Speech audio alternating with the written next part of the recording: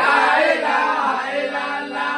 Bautura wakili mesige. La ilaha illallah. Ni fena bena utamase ufaoye. La ilaha illallah. Allah mani sababa bena.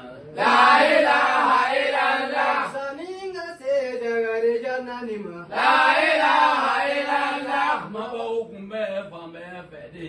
La ilaha illallah. Yukume fanchama fe.